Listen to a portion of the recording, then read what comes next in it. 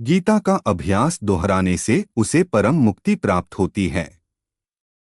गीता के जप से युक्त होकर वह मृत्यु की गति को प्राप्त होता है और वहां गीता का पुनः अभ्यास करके उत्तम मुक्ति को पाता है। गीता ऐसे उच्चार के साथ जो मरता है वह सद्गति को पाता है। गीताभ्यासन पुन कृत्वा लभते मुक्तिम उत्तमम गीतेत्युच्चरासन युक्तो म्रियमाणो गतिम लभेत। 17। गीता का बार बार अध्ययन करने से मोक्ष की प्राप्ति होती है। मृत्यु के समय गीता शब्द का उच्चारण करने से मनुष्य मोक्ष प्राप्त करता है।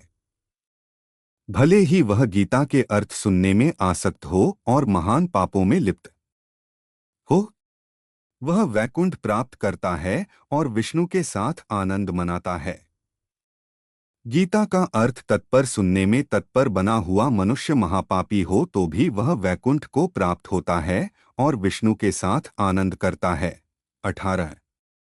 गीतार्थ श्रवणासक्तो महापापायुतोपि वा वैकुंठ संवाप्नोति विष्णुना सह मोदते। 18।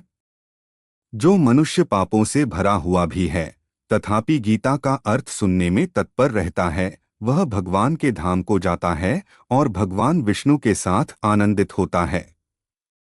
वह नित्य भजन के निमित्त ध्यान करता है और अनेक कर्म करता है। जो जीवित मुक्त हो जाता है उसे शरीर के अंत में परमधाम समझा जाना चाहिए।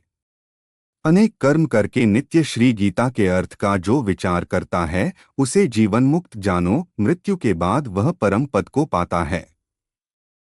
19। गीतार्थ ध्यायते नित्यं कृत्वा कर्माणि भूर्यः जीवन मुक्तः स विज्ञान्यो देहांते परमं पदम्। 19।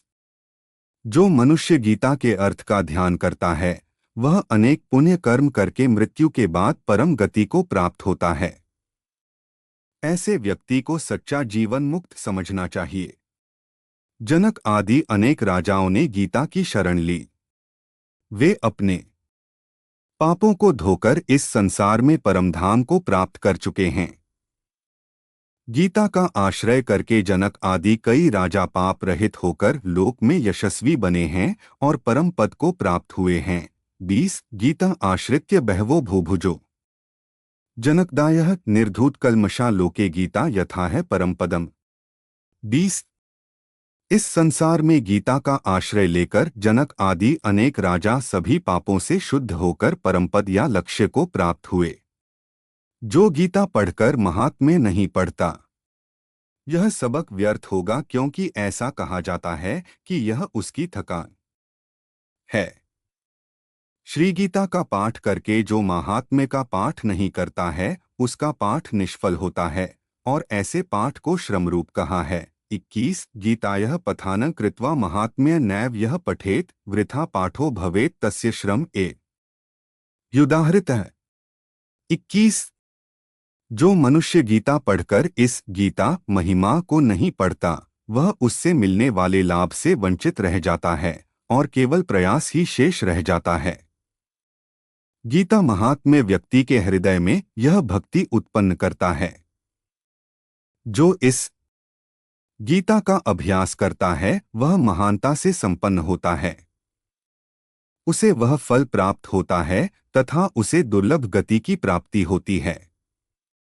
इस महात्म्य स्थित श्री गीता का जो अभ्यास करता है वह उसका फल पाता है और दुर्लभ गति को प्राप्त होता है। 22। एतन्माहात्म्य संयुक्तं गीताभ्यासं करोति यः स तत्फलं वाप्नोति दुर्लभं गतिम आपनुयात्। 22।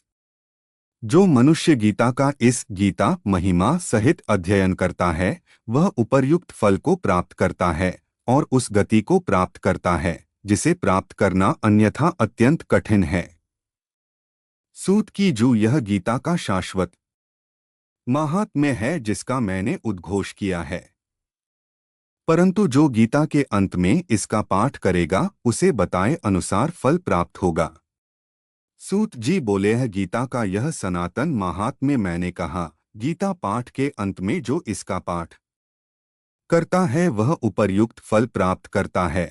23। सूता उवाचा महात्म्य एतद् गीतायः मया प्रोक्तं सनातन गीतन्ते च पथेद्यस्तु यदुक्तं तत्फलं लभेत। सुता ने कहा 23। मेरे द्वारा कही गई यह अनंत महात्म्य या गीता की महिमा गीता के अध्ययन के अंत में पढ़नी चाहिए, इससे उसमें वर्णित फल की प्राप्ति होगी। यह श्री वराह पुराण में श्रीमद् गीता का संपूर्ण महात्म्य है। यह श्री वराह पुराण में श्रीमद् गीता का संपूर्ण महात्म्य है। इति श्रीवराह पुराणे श्रीगीता महात्म्यम संपूर्णम।